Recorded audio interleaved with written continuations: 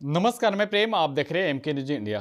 भोजपुरी के power star के नाम से जाने जाने वाला पवन सिंह फिर से अपना जो है विधानसभा में हुकूमत जताने जा रहे हैं।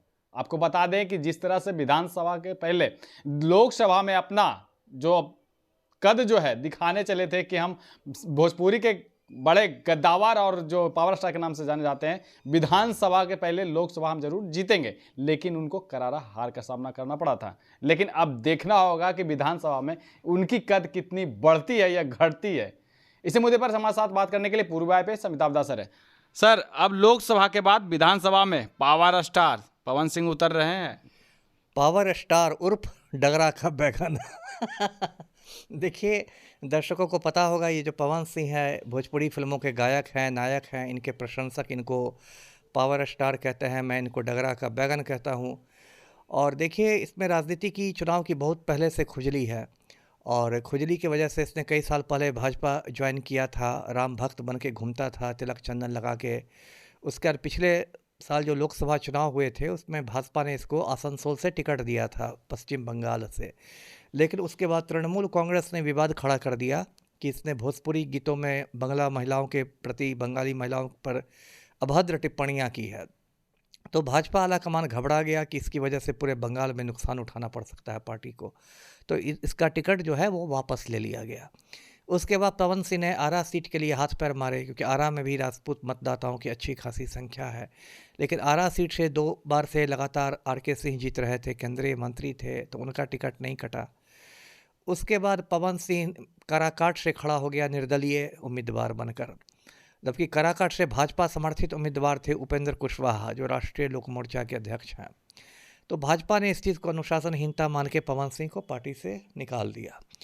उसके बाद जो वोट आए तो पवन सिंह जीता तो नहीं, लेकिन उसने उपेंद्र कुशवाहा का बंटाधार कर दिया, क्योंकि 2 लाख से ज़्यादा वोट पवन सिंह को मिल गए। तो उपेंद्र कुशवाहा तो चुनाव हार गए, वहाँ से माले को सीट चली गई। उसके बाद फिर बहुत सारी चर्चाएं रही। बीच में एक चर्चा रही कि पवन सिंह अपनी पार्टी बनाएगा। सोशल मीडिया पर उसका नामकरण भी आ गया था, सर्व समाज पार्टी। फिर एक बार हल्ला हुआ कि एक यूपी का खूंखार क्रिमिनल है, पूर्वांचल का अपराधी है, धनंजय सिंह, तो पवन सिंह उससे मिलने चला गया लखनऊ। तो उस समय बीच में चर्चा हुई कि धनंजय सिंह कोई क्षत्रिय पार्टी बनाएगा, जिसका पवन सिंह राष्ट्रीय प्रादेशिक अध्यक्ष बनेगा बिहार में। उसके बाद फिर बीच में अभी जो मनोज तिवारी है, रिंकिया के पापा, उसने पवन सिंह से मुलाकात की। तो फिर चर्चा का बाज़ार गर्म हुआ कि पवन सिंह की घर वापसी हो रही है, वो मतलब जा रहा है इसमें भाजपा में। अभी जो उसकी पत्नी है ज्योति सिंह, उसने ये जो सजा याफ्ता खूनी है आनंद मोहन, जो जदयू के साथ जुड़ा हुआ है, आनंद मोहन से जाके मुलाकात की है। तो अभी पति पत्नी दोनों बिल्कुल बेचैन आत्मा बने हुए हैं कि जो पार्टी लगता है टिकट दे दे, उसी पार्टी में लगता है ये लोग चले जाएंगे। दोनों अलग अलग पार्टी, एक बीजेपी की तरफ दिख रहे हैं, एक जेडीयू की तरफ दिख रहे हैं। नहीं, इसकी कम संभावना है कि दोनों अलग पार्टी में जाएंगे। देखिए, दर्शकों को पता होगा कि पवन सिंह की पहली पत्नी नीलम सिंह ने आत्महत्या कर ली थी। तो मुझे इस बात की संभावना कम लग रही है कि दोनों अलग अलग पार्टियों में जाएंगे। जो मेरी समझ है वो दोनों पति पत्नी घूम रहे हैं। और ज्योति सिंह के से तो सुलह सफाई हो गई है, पवन सिंह की काराकाट चुनाव के समय सुलह सफाई हो गई। तो अब दोनों घूम रहे हैं और मेरी जो समझ है, मान लीजिए वो भाजपा में आए या जदयू में आए, जिसमें भी आए, तो चुनाव ज्योति सिंह लड़ेगी और विक्रमगंज सीट से संभवतः लड़ेगी, क्योंकि विक्रमगंज विधानसभा जो सीट है वो काराकाट लोकसभा का हिस्सा है और वहाँ पवन सिंह को काफ़ी अच्छे वोट मिले थे। और पवन सिंह के बारे में जो मेरी समझ है, वो खुद चुनाव नहीं लड़ेगा। वो जिस पार्टी में जाएगा उस पार्टी के स्टार प्रचारकों में उसको शामिल किया जाएगा, क्योंकि एक भाजपा का मानना है या बाकी पार्टियों का कि पवन सिंह के प्रति खासकर राजपूत युवाओं में एक रुझान है, क्रेज है। तो जैसे कि माना जाता है कि पवन सिंह की नाराज़गी की वजह से 3 सीटों पर एनडीए का नुकसान हो गया था लोकसभा चुनाव में, औरंगाबाद, काराकाट और आरा। हाँ, तो इस वजह से ये लोग थोड़ा पवन सिंह की इस बार नाराज़गी नहीं मोल लेना चाहते हैं। तो देखिए, अभी 9 महीने हैं विधानसभा चुनाव में। 9 महीने में बहुत समीकरण बदलेगा, बहुत बार इन लोग के बीच में है। बीच में तो सोशल मीडिया पर ये भी चर्चा थी कि पवन सिंह तीसरी शादी भी कर सकता है। तो अभी देखिए, बहुत तमाशा होने वाला है, बहुत कुछ होगा जी। उपेंद्र कुशवाहा का कद काफ़ी छोटा कर दिए पवन सिंह के आने से, लेकिन उनको राज्यसभा सांसद बनाकर भेज दिया गया। पवन सिंह फिर विधानसभा में आ रहे हैं, फिर अपनी ही पार्टी का नीपा पोती तो नहीं करेंगे? नहीं करेंगे, देखिए मैंने इसलिए कहा ना, ये लोग डगरा के बैगन हैं, इन लोग का कोई सिद्धांत नहीं है, सिद्धांत विहीन राजनीति करते हैं। जिस पार्टी से इन लोग को टिकट मिल जाए, जिस पार्टी से मिल जाए, उस पार्टी की भक्ति करने लगेंगे। मुझे तो लगता है बीचे पवन सिंह ने पिछले लोकसभा चुनाव के आसपास तेजस्वी यादव से भी मुलाकात की थी। तो ये लोग सिद्धांत विहीन राजनीति करते हैं, तो जिसमें इन लोग को लगे कि हाँ इस पार्टी में ज़्यादा मलाई है, सत्ता की मलाई खाने का ज़्यादा इसमें सुयोग बन रहा है, तो उसमें चले जाएंगे। ऐसा कोई उसूल तो है नहीं इनका। विपक्ष भी पिछली बार जो हमलावर हो गए थे कि बीजेपी के ही भी पार्टी हैं पवन सिंह, और कहा जा रहा था कि नचनिया बजनिया का जो है पार्टी अब बन गया है एनडीए। क्या फिर से जो है भोजपुरी के अगर पावर स्टार कहे जाते पवन सिंह फिर आते तो कहीं ना कहीं जो फिर मौका मिल जाएगा विपक्ष को? नहीं, नचनिया बजनिया जैसा तो नहीं कहना चाहिए, अब उसके लिए तो सही शब्द कलाकार है। और अगर ऐसे कहा जाए तो सभी पार्टियों में इस तरह के, मतलब बहुत सारी पार्टियों में इस तरह के लोग हैं जो कि मतलब एक बार आपको याद होगा अमिताभ बच्चन जो इतने बड़े सुपरस्टार हैं, वो भी इलाहाबाद से एमपी चुने गए थे राजीव गांधी की जब लहर थी। तो ये बात मैं नहीं मानता। और दक्षिण भारत में तो मतलब बाकायदा मुख्यमंत्री तक बन जाते हैं लोग इससे आकर। इस नचनिया बजनिया शब्द को मैं सही नहीं मानता हूँ, कलाकार का ऐसा अपमान नहीं होना चाहिए। हाँ, ये पता है विपक्ष का तो देखिए काम ही हमलावर है। ये तो मतलब राजनीति का ये है ना कि जो जिस पार्टी में रहता है तो उसके विपक्ष के लोग उस पर हमला करते हैं, है ना।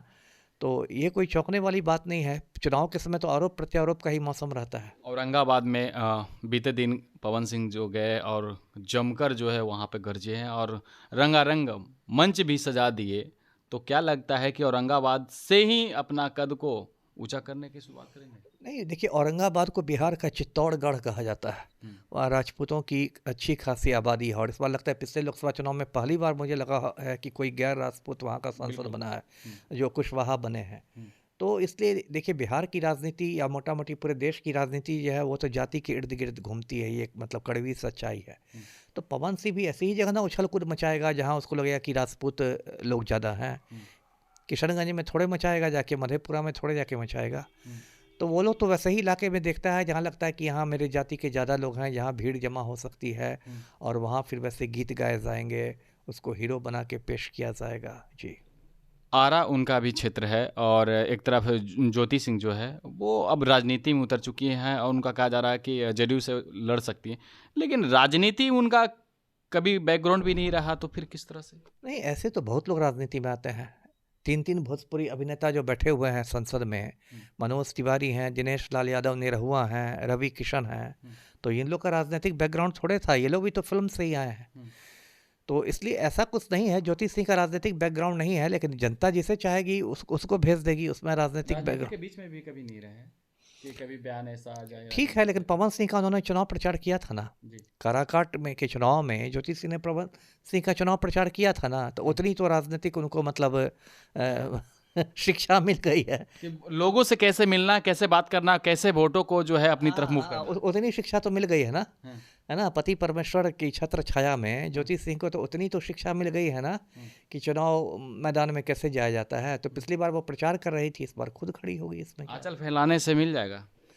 अब वो तो जनता जनार्दन है, जनता का मूड होगा तो आंचल फैलाने पर मिलेगा, जनता का मूड होगा तो आंचल खाली रह जाएगा। अमिताभ सर को क्या लगता है कि अपनी जो सीट जो है वो बचाने में कायम रहेंगे या दूसरे या तीसरे नंबर पर दिखेंगे?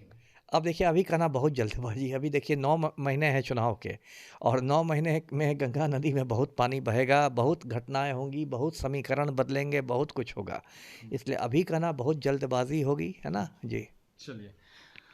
चलिए इस सभी सवालों का जवाब देते हुए नजर आए आपको पूर्व IPS अमिताभ दास सर। इनका साफ तौर पे कहना है कि अगर हम कोई जल्दीबाजी में अगर बयान देते हैं तो मेरा भूल होगा, क्योंकि अभी लंबा समय 9 महीना बच रहा है। तो इससे पहले जो है अभी और देखते जाइए क्या क्या कुछ बीच में आपको और देखने को मिलेगा। लेकिन ज्योति सिंह और पवन सिंह की राजनीति पीछ बैकग्राउंड में नहीं रही है, लेकिन अपना जो कद जो है राजनीति में अगर ढूंढ रहे हैं तो शायद उनको सफलता मिले। लेकिन अब देखना होगा 2025 के विधानसभा चुनाव में कितनी उनकी कद और बढ़ती है। इस तक तमाम खबर बने रहे, देखते रहें मीडिया। धन्यवाद।